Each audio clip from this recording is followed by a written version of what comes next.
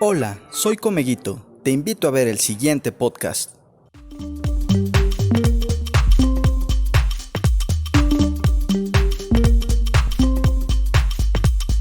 Hola, ¿qué tal? Bienvenidos a Comego Podcast por un Comego Sin Fronteras. En esta ocasión tenemos el privilegio de contar con la presencia del doctor Víctor Saúl Vital Reyes. Bienvenido, doctor. Muchas gracias por estar con nosotros. Buenas tardes. Como todos conocemos, el doctor Vital es ginecobstetra egresado del Hospital La Raza del IMSS, actualmente jefe de servicio del mismo hospital, actúa también como investigador asociado. El doctor es expresidente de la Asociación Mexicana de Medicina de la Reproducción, actualmente primer secretario de Comego y director médico de Unidad de Reproducción en Ciudad de México. Doctor, quisiéramos platicar en esta ocasión de miomatosis e infertilidad. ¿Podríamos empezar? ¿Qué es la miomatosis uterina y cómo se clasifica? Muy bien. La miomatosis uterina es una causa frecuente de consulta ginecológica. En palabras simples, es la presencia de tumores de músculo uterino que también puede estar fuera del útero. Esta miomatosis se clasifica en relación al tamaño de los miomas y a su localización.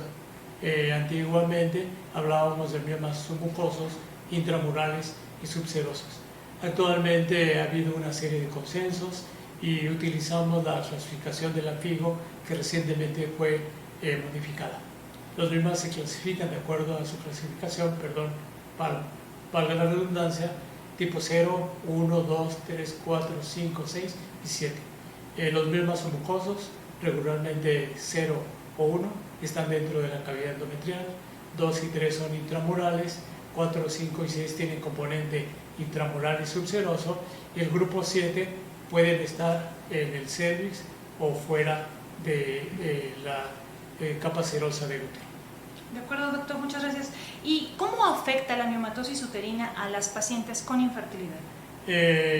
Posiblemente la miomatosis uterina sea la causa más frecuente de sangrado uterino anormal a lo largo de la vida reproductiva.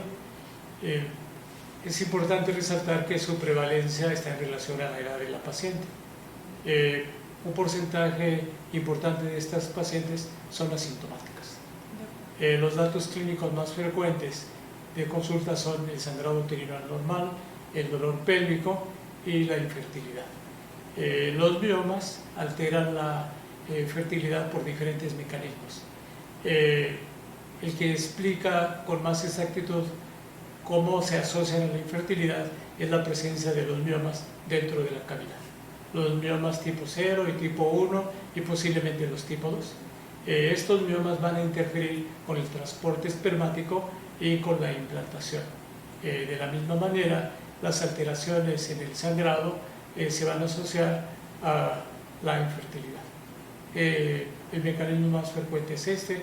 De la misma manera, miomas pequeños que pueden o no manifestarse como sangrado uterino anormal van a alterar la receptividad uterina a través de la liberación de prostaglandinas y alterando la expresión de diferentes moléculas que participan en la implantación.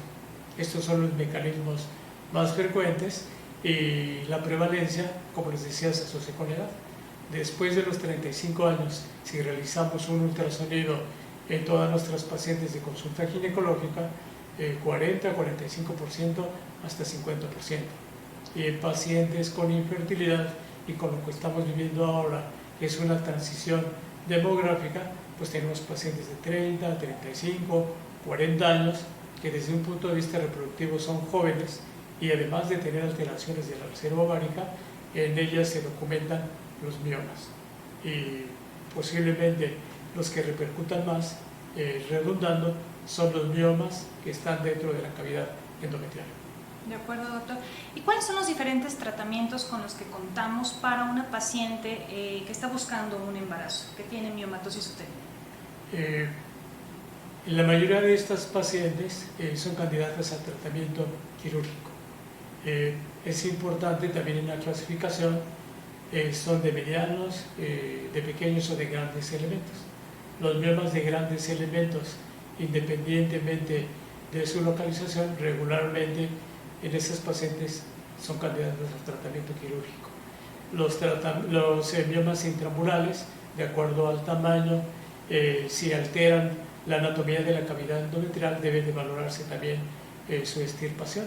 En los que siempre son quirúrgicos son los miomas en la cavidad endometrial, los tipo 0 y los tipo 1. Y el abordaje de estos miomas, afortunadamente, es histeroscópico, es la resección transhisteroscópica. Entonces aquí es importante integrar el diagnóstico.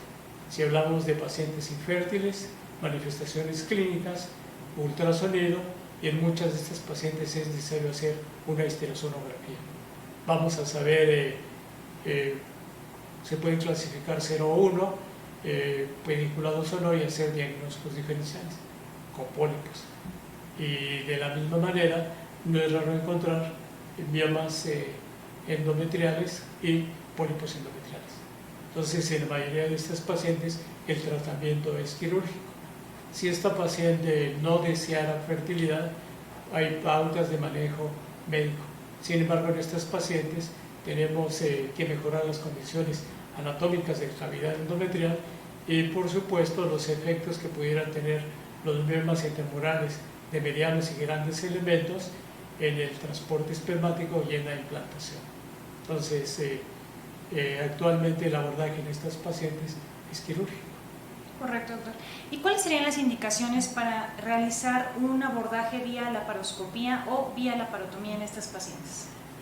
Muy bien, en estas pacientes con infertilidad, el árbol de decisiones se basaría en el tipo de mioma.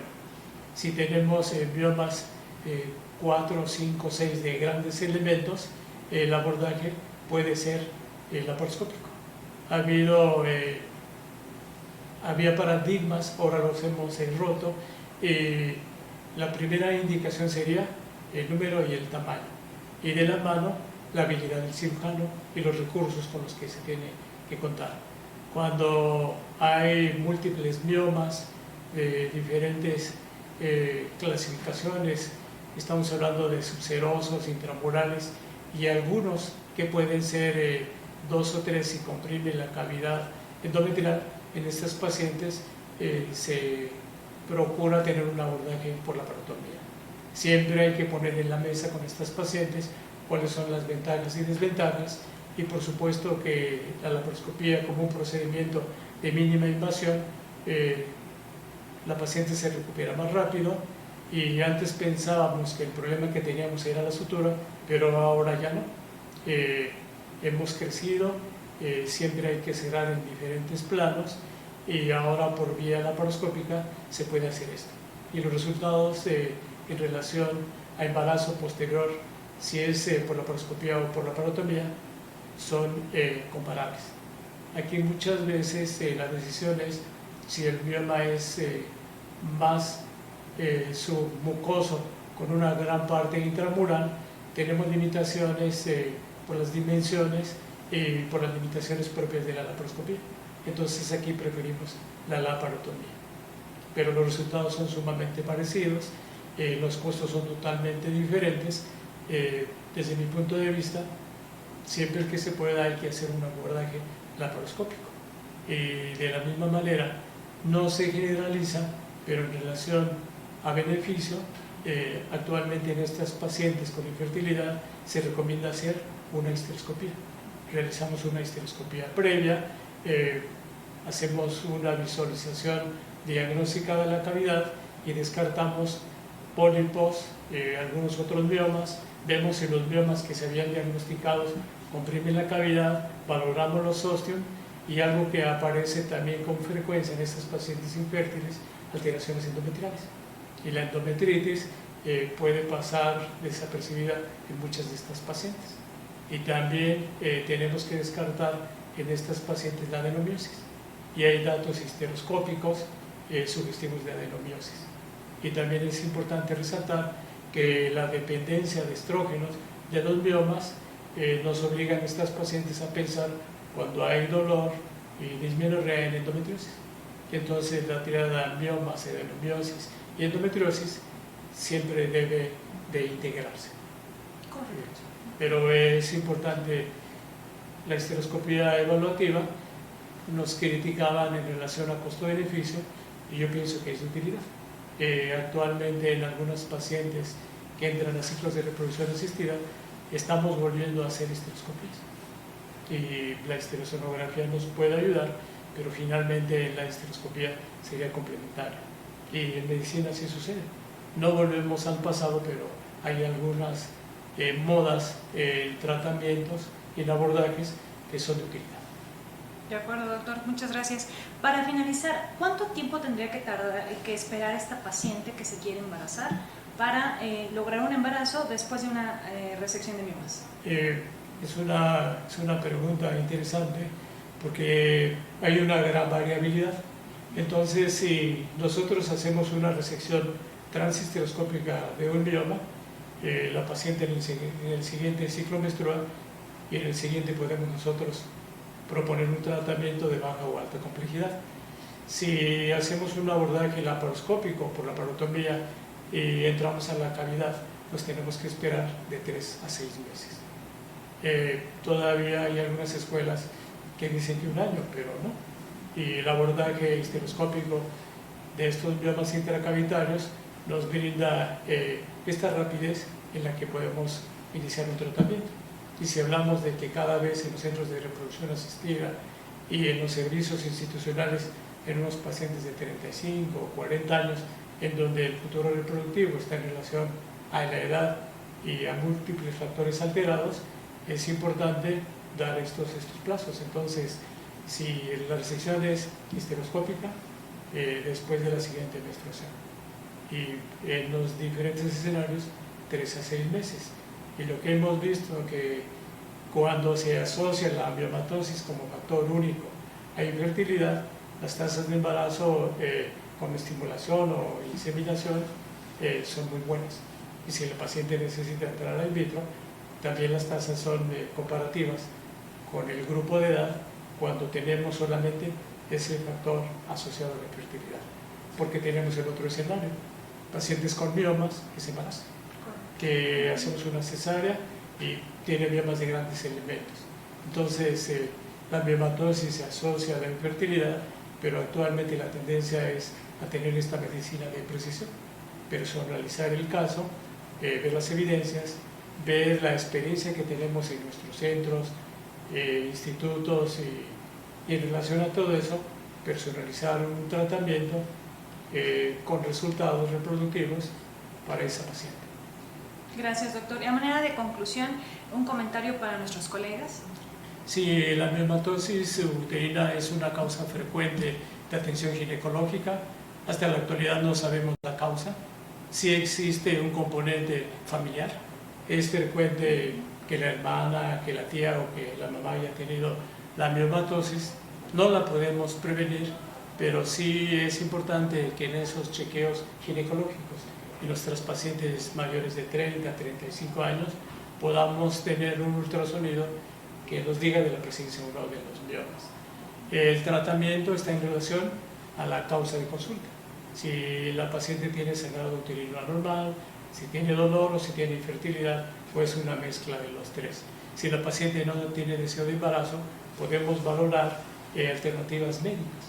Tenemos un sinfín de medicamentos, hasta los dispositivos intrauterinos que liberan levonorgestrel, que son de utilidad.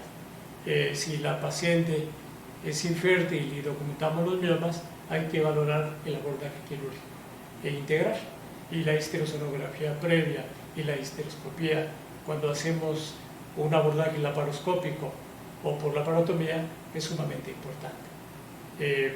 Después de la resección quirúrgica, tenemos los plazos de 3 a 6 meses y el pronóstico reproductivo regularmente es adecuado.